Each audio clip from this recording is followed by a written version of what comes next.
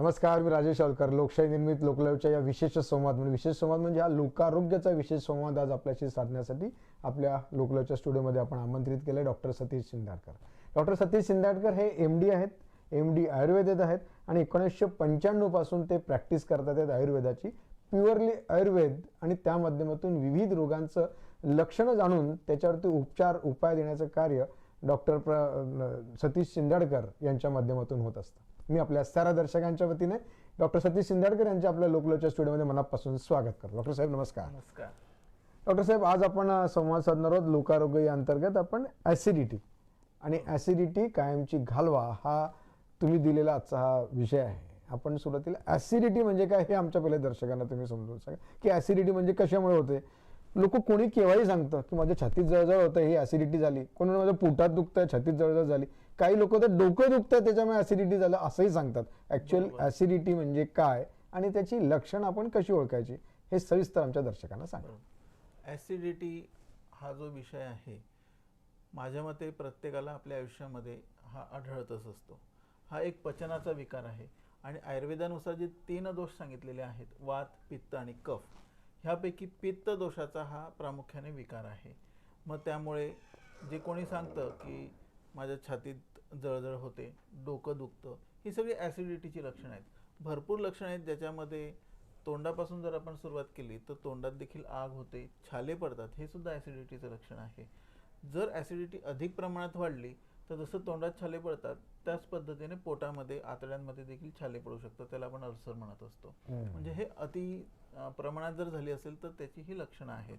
बाकी मग पोटात जळजळ होणे, छातीत जळजळ होणं, त्यानंतर उलटीसारखं वाटणं म्हणजे मळमळ आपण ज्याला म्हणतो, प्रत्यक्षात उलटी होते आणि उलटीनंतर बरं वाटतं, ही प्रमुख लक्षणं आहेत ॲसिडिटीची. बाकी तशी पाहायला गेलं तर भरपूर लक्षणं आहेत, पण ही प्रामुख्याने लोकांना आढळणारी लक्षणं आहेत.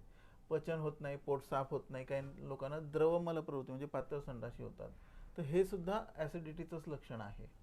ॲसिडिटी ही सातत्याने होत राहते, हा आजार आहे की त्याच्यासाठी काय म्हणता येईल त्याला? सातत्याने ॲसिडिटी होत राहणं म्हणजे काय, तर आपल्या आहारातील अनियमितपणा हा 50% लोकांसाठी किंवा त्यापेक्षाही जास्त लोकांमध्ये हा असतो आणि त्या अनियमितपणामुळेच ॲसिडिटी होत असते. ॲसिडिटी पित्तदोषामुळे, पित्तदोषाच्या विकृतीमुळे निर्माण झालेली असते. म्हणजे थोडक्यात जर सांगायचं झालं तर पित्त हे पाचन करण्यासाठीचं प्रमुख आहे आणि जर समजा ह्या पचन क्रियेमध्ये जर काही बिघाड झाला आणि तो बिघाड हा आपल्या अनियमित आहारामुळे होऊ शकतो, अधिक प्रमाणात तळलेल्या पदार्थांमुळे होऊ शकतो, शिळ्या अन्नामुळे होऊ शकतो, वेगवेगळ्या प्रकारची व्यसनं आहेत त्याच्यामुळे होऊ शकतो, अधिक प्रमाणात जलपान म्हणजे अधिक प्रमाणात पाणी पिणे याच्यामुळे देखील होऊ शकतो, कोरड्या प्रकारचा आहार घेतला तरी देखील ॲसिडिटी होऊ शकते, आंबवून जे पदार्थ केले जातात, इडली, ढोकळे इत्यादी, याच्यामुळे देखील असं होऊ शकतं. म्हणजे ॲसिडिटी याच्यामुळे देखील होऊ शकतं. डॉक्टर तुम्ही सांगताना महत्त्वाची सांगते की अल्सर होतो. हो, अल्सर म्हटलं की जरा थोडीशी भीती वाटते की याचं पुढे चलून दुसरं काहीतरी रूपांतर होईल का. ते अशा प्रकारचे कोणते गंभीर आजार या ॲसिडिटीमुळे होऊ शकतात का? हो, गंभीर अल्सर हा एक प्रकारचा गंभीरच आजार आहे. मग त्याच्यावर सर्जरी पण करावी लागू शकते. एक्झॅक्टली. तशा प्रकारचं अजून काही होऊ शकतं का आणि त्याच्यासाठी मग आपण आता काय उपाय केले पाहिजेत? अल्सर व्यतिरिक्त खूप गंभीर आजार निर्माण होऊ शकतात, हे मी आता या ठिकाणी पूर्ण सांगणार नाही, पण एक लक्षात ठेवायचं की ॲसिडिटी जर झाली असेल तर त्याच्यावर लगेच आपण उपाय केला गेला पाहिजे. उपायामध्ये सगळ्यात पहिलं म्हणजे तुमच्या आहारातील अनियमितता जी असेल तर ती दूर केली पाहिजे. आता आहाराचा विषय तुम्ही करता डॉक्टर साहेब, आम्हाला असं सांगा की हे खाल्ल्यामुळे ॲसिडिटी होऊ शकते. सर्व आपण सेवन करू शकतो, सगळे पदार्थ आपण खाऊ शकतो, पण त्याचं प्रमाण आहे. जर आपण प्रमाण ओलांडलं तर निश्चितच ॲसिडिटी, अजीर्ण, अजून जे काही विकार आहेत ते होऊ शकतात. अच्छा, म्हणजे ज्याची पित्त प्रकृती आहे त्याने कोणते पदार्थ टाळले पाहिजे की ज्याच्यामुळे ॲसिडिटी होणार नाही? उष्ण पदार्थ आपण ज्याला म्हणतो ते पदार्थ आपण टाळले पाहिजे. म्हणजे त्याच्यामध्ये अधिक प्रमाणात मसाल्याचे पदार्थ आले, तिखट पदार्थ, मीठ हे सगळ्यात महत्त्वाचं आहे. सोडा असणारे जे पदार्थ आहेत ते सगळे आपण अल्प प्रमाणात, कमी प्रमाणामध्ये सेवन केले पाहिजे. अतिप्रमाण त्यांचं होता कामा नये. ज्यांची पित्त प्रकृती आहे, प्रकृती ही आपण आपल्या वैद्यांकडे जाऊन आपल्याला कोणती प्रकृती आहे हे आपण जाणून घेऊ शकतो. परंतु आपल्याला जर थोडंही तिखट अधिक खाल्लं, रात्री उशिराने जेवण केलं, अवेळी जेवण केलं, सकाळी जर भूक लागलेली पण जेवण न करता आपण दुपारी खूप उशिराने जेवण केलं तर निश्चितच ऍसिडिटी होऊ शकते. डॉक्टर साहेब, काही जण मला रात्री झोप लागली नाही ना त्याच्यामुळे सकाळी ॲसिडिटी झाली, खरं आहे काय? हो, निद्रानाश, झोप जर नाही लागली तर त्याच्याने पित्त वाढतं आणि पित्त वाढलं की ऍसिडिटी होऊ शकते. काल म्हणजे दिवसभरामध्ये माझे खूप श्रम झालेत, माझा खूप प्रवास झाला, यामुळे सुद्धा ॲसिडिटी वाढते? होऊ शकते, अच्छा. नक्कीच. म्हणजे ह्या अशा सगळ्या वेगवेगळ्या प्रकारांमुळे ॲसिडिटी वाढते. पण ती ॲसिडिटी हे जर टाळलं आपण, म्हणजे झोप वेळेवर घेणं, दिवसाचा किंवा तुमचा जो काही श्रम असेल ते योग्य प्रमाणात करणं, यामुळे ॲसिडिटी कमी होऊ शकेल असं म्हणता येईल. नक्कीच. आणि मानसिक काही गोष्टी आहेत की ज्यामध्ये क्रोध असेल, लोभ हा देखील त्याच्यात सांगितलेला आहे आयुर्वेदामध्ये. आणि जे लोक खूप प्रमाणात टेन्शन्स घेतात अच्छा. त्यांना सुद्धा ऍसिडिटी होऊ शकते. असं- म्हणून कित्येक लोक म्हणतात की ऍसिडिटी हा मानस आजार आहे, मानस विकार आहे. तुम्ही आता क्रोध, मानस आजार आणि हे सगळे अशा प्रकारचं काही झालं किंवा डोकं जरी दुखायला लागलं तर आपण औषधी घेतो. तुमच्याकडे असे कोणाशी डॉक्टरांशी संपर्क न साधता एखादं डोकं दुखण्याचं औषध घेऊन टाकतो. आणि आता तर आम्हाला या कोरोनाने तो स्टिरॉइड खूप आम्हाला शिकवला आहे. बरोबर. अँटीबायोटिक औषधी आम्ही घेतो. तर मग ही औषधं घेणं कितपत उचित आहे, घ्यायची की नाही घ्यायची? वैद्यकीय सल्ल्याखेरीज जर तुम्ही अँटीबायोटिक्स, स्टिरॉइड्स जर अधिक प्रमाणात घेतल्यात, खूप लोक डोकं दुखत असेल, थोडी कुठेही वेदना झाल्या, पाय दुखतोय, तरी सुद्धा स्वतःच्या मनाने बाजारात जाऊन औषधी विकत आणतात आणि ते घेतात. म्हणजे पेन किलर्स आहेत, सर्दी, कफ, खोकल्याच्या सुद्धा औषधी वैद्यकीय सल्ल्याखेरीज लोक दुकानावरून डायरेक्ट आणतात. आणि ह्या चुकीच्या औषधी किंवा त्याचं प्रमाण जर चुकलं तर त्याच्यामुळे ऍसिडिटी निश्चित होऊ डॉक्टर साहेब, शकते. आतापर्यंत आम्हाला हे सगळं लक्षात आलं की ॲसिडिटी ही कशामुळे होते, ॲसिडिटीची लक्षणं काय, हे सगळं आम्हाला समजलं. पण आता ह्याच्यावरती उपाय काय? मला ॲसिडिटी झाली, क्वचित होतं असं किंवा नेहमी होत असेल, त्याच्यावरती मला उपाय काय? उपाय म्हणजे आयुर्वेदाने निदान परिवर्जन नावाचा प्रकार सांगितला आहे. निदान परिवर्जन म्हणजे काय की ज्याच्यामुळे जे काही घडतं आहे त्याचा पहिल्यांदा त्याग करायचा. बरोबर. म्हणजे सगळ्यात महत्त्वाचं म्हणजे आहारात नियमितता आणणं हे महत्त्वाचं आहे.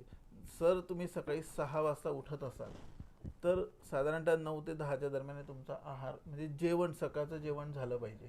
खूप लोक उशिराने उठतात, त्यानंतर फार उशिराने जेवण करतात, ते चुकीचं आहे. किंवा चहा 2-3 वेळेला घेतात, त्याच्यामुळे भूक, ज्याला मराठीतून म्हणतात भूक मारली जाते. तर ॲक्च्युली त्याच्यामध्ये असं आहे की तुमचा गॅस्ट्रिक ज्यूस किंवा जे पाचक रस जो आलेला असतो त्याच्यावर जर तुम्ही अशा पद्धतीने त्याला आहार न देता जर एखादं लिक्विड टाकलं तर ते देखील ॲसिडिटी वाढण्यासाठी कारणीभूत असतं. त्यामुळे आहारातली नियमितपणा, सकाळी वेळेवर जेवण करणं साधारणतः 9 ते 10च्या दरम्यान, सायंकाळी सूर्यास्ताच्या अगोदर जेवण करणं 5 ते 6, जास्तीत जास्त 7 वाजेच्या आत आपण आहार घेणं हे महत्त्वाचं आहे. त्याचप्रमाणे अधिक प्रमाणामध्ये शिळे पदार्थ, तेलकट पदार्थ, ज्याला चमचमीत पदार्थ आपण ज्याला म्हणतो की खूप तिखट असतात, असे पदार्थ हे सगळे आपण टाळले पाहिजे. व्यसनं असतील तर पहिल्यांदा व्यसनांचा त्याग केला पाहिजे. अधिक प्रमाणात पाणी पिणं हे टाळलं पाहिजे. खूप लोक कुठेतरी वाचतात किंवा ऐकतात आणि त्यानुसार खूप प्रमाणामध्ये पाणी पित असतात. सांगतात आम्ही 10 लिटर पाणी पितो, आम्ही 7 लिटर पाणी पितो. हे चुकीचं आहे. आपली जी प्रकृती असेल त्या प्रकृतीला अनुसरून पाणी लागत असतं. साधं उदाहरण आहे की आपण कुंडीत तुळशी लावली, त्याला थोडं थोडं पाणी दिलं तर ती खूप छान होऊ शकते. आणि जरा खूप पाणी देत राहिलो तर ती तुळशीचं रोप जे आहे ते जळून जाणार आहे. तर तसेच आपली प्रकृती आहे. जर आपण अधिक प्रमाणात पाणी पिलं तर आपल्यालाही व्याधी होणारच आहेत. तरी देखील एवढं सगळं मी करून सुद्धा मला ॲसिडिटी झाली, तर त्याच्यावरती उपचार म्हणून मी काय औषध घेतलं पाहिजे? घरगुती उपचारांचा जर आपण विचार केला तर पचनाला सहाय्यभूत असणाऱ्या पण भरपूर गोष्टी आहेत की ज्या आपल्या घराच्याच म्हणजे पोट स्वस्थ तुम्ही ठेवलं पाहिजे. याच्यातलं सगळ्यात मला जे समजलं ते म्हणजे तुमचं पोट तुम्ही स्वच्छ ठेवलं पाहिजे, स्वस्थ ठेवलं पाहिजे. स्वस्थ ठेवण्यासाठी तर हे सांगितलंच, पण रोज पोट साफ पण झालं पाहिजे. मग ते साफ होण्यासाठी तुम्ही तसा व्यायाम केला पाहिजे, पायी फिरायला जायला पाहिजे. त्याच्यानंतर जर समजा तसंही होऊन जर होत नसेल तर घरगुती उपचारामध्ये त्रिफळा चूर्ण पण आपण घेऊ शकतो. त्यानंतर काही पाचक चूर्ण आपण तयार करू शकतो. त्याच्यामध्ये सेंधं मीठ असेल, त्याच्यासोबत बडीशोप आहे, अशा भरपूर गोष्टी आहेत की ज्याचा वापर आपण डायजेशनसाठी, चांगल्या पचनासाठी करू शकतो, जेणेकरून आपल्याला ॲसिडिटी होणार नाही. सुरुवातीच्या पहिल्याच्यात तुम्ही असं सांगितलं की आपण कोणतेही वैद्यकीय सल्ला न घेता जी डायरेक्ट थेट औषधी घेतो आणि ती घेणं टाळलं पाहिजे. हे आपण घरातलंच सांगितलंय मी आता. आपल्या घरामध्ये जे आहे एवढ्याच गोष्टी मी सांगितल्या, बरोबर. जास्त नाही सांगितलं, कारण प्रत्येकाची प्रकृती वेगळी असते आणि त्याला जी लक्षणं निर्माण झालेली आहेत तर ती वैद्यकीय सल्ल्यानेच आपण ते केलं पाहिजे. आता हा वैद्यकीय सल्ला जर आम्हाला तुमच्याकडे घ्यायचा असेल आणि हा जर कधी असाध्य म्हणजे खूप सातत्याने ॲसिडिटी होते आहे आणि हे सगळे तुम्ही आतापर्यंत सांगितले उपचार केलेत पण तरी देखील माझी ॲसिडिटी कमी होत नाही, मी सतत अस्वस्थ असतो, अशा वेळेला मी तुम्हाला भेटावं असं मला वाटतं, तर काय केलं पाहिजे? तर तुमची वेळ कशी, तुम्हाला कुठे भेटता येईल, तुम्ही औषधी आम्हाला कसे देणार किंवा काय कसं राहील? ऑनलाईन कन्सल्टेशन पण आपण करू शकतो. आता ही योगच आहे. जर समजा आपल्याला काही विशेष खूप मोठा त्रास नसेल तर ऑनलाईन कन्सल्टेशन आपण करू शकतो.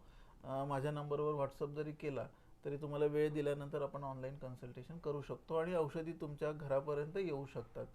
जास्तीत जास्त 48 तास.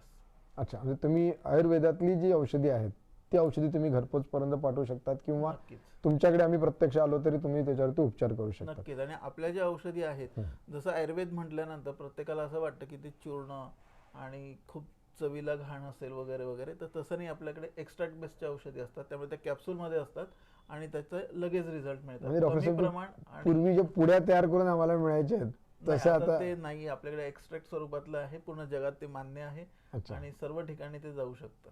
अच्छा, म्हणजे तुम्ही त्या आयुर्वेदाच्या सुद्धा गोळ्या तयार केलेल्या आहेत कॅप्सूल फॉर्म मध्ये आहे. कॅप्सूल फॉर्म मध्ये. अरे वा, छान. म्हणजे पण आता एवढं मात्र निश्चित की ऍसिडिटी ही आमची आता कायमची जाऊ शकते, हे सगळे जर उपाय आपण केले आणि निश्चित. अति ऍसिडिटी असेल तर तुमच्याशी संपर्क साधला तर तुम्ही आम्हाला घरपोच पर्यंत सुद्धा औषधी पाठवणार आहात. मी आपल्या सर्व दर्शकांच्या वतीने खूप मनापासून धन्यवाद व्यक्त करतो. ऍसिडिटी ही कायमची जाऊ शकते, त्यासाठी आपण उपाय डॉक्टर साहेबांनी आपल्याला दिलेलेच आहेत. डिस्क्रिप्शनमध्ये खाली डॉक्टर साहेबांचा नंबर आहे, त्या नंबरवरती आपण त्यांना कॉल करा आणि त्यांच्याकडनं तुम्ही सविस्तर माहिती आणि सविस्तर उपचार हे जाणून घ्या. धन्यवाद. मी आपल्या सर्व दर्शकांचे पुन्हा एकदा डॉक्टर साहेबांच्या ठिकाणी मनापासून धन्यवाद व्यक्त करतो आणि थांबतो. मात्र आपण पाहतात लोक लाईव्ह तुमच्या मनातलं. नमस्कार.